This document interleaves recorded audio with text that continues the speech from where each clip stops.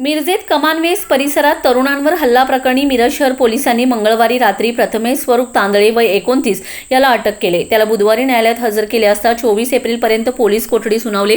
मंगळवारी मिरज शहर पोलिसांनी पिंट्या उर्फ पृथ्वीराज राहुल भोरे, ध्रुव राहुल भोरे आणि प्रवीण विनोद मोरे या तिघांना अटक केले। गुन्ह्यातील कोयता आणि चाकू पोलिसांनी जप्त केलाय। सोमवारी रात्री 2 गटात जोरदार राडा झाला होता। यामध्ये उदय माने हा गंभीर जखमी झाला होता। त्याच्यावर मिरज शासकीय रुग्णालयात उपचार सुरू आहेत। मिरजेत सोमवारी रात्री छत्रपती शिवाजी महाराज यांच्या जयंतीनिमित्त मिरवणूक संपल्यानंतर गणेश तलाव या ठिकाणी रागाने बघितल्याच्या कारणावरून 2 गटात बाचाबाची झाली। यावेळी यातील एका गटाने कमानवेस येथील पिट्या भोरे यांच्या घरावर हल्ला केला होता। यात घरातील साहित्याची तोडफोड केली। यावेळी पिट्या भोरेच्या टोळीने प्रतिहल्ला केल्यावर या हल्ल्यात उदय माने वय अंदाजे 40 राहणार गोसावी गल्ली तानाजी चौक हा तरुण जखमी झाला होता। त्याच्यावर कोयता आणि दगडाने हल्ला केल्यामुळे तो गंभीर जखमी झालाय।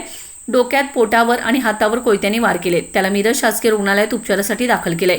या घटनेनंतर पुन्हा मध्यरात्री या घटनेचा बदला म्हणून जखमी झालेल्या तरुणांच्या टोळीने यश पालेकर यांच्यावर हल्ला केला। या प्रकरणी मिरज शहर पोलिसात सार्थक, अरुण गोसावी, विनायक ढंग, श्लोक, विकी गोसावी, रोहित आर्यन नाईक याच्यावर गुन्हा दाखल करण्यात आलाय। पिट्या भोरे यांच्या घरावर हल्ला केल्याप्रकरणी मिरज पोलिसांनी अरुण गोसावी, विकी गोसावी आणि एकाला ताब्यात घेतलंय।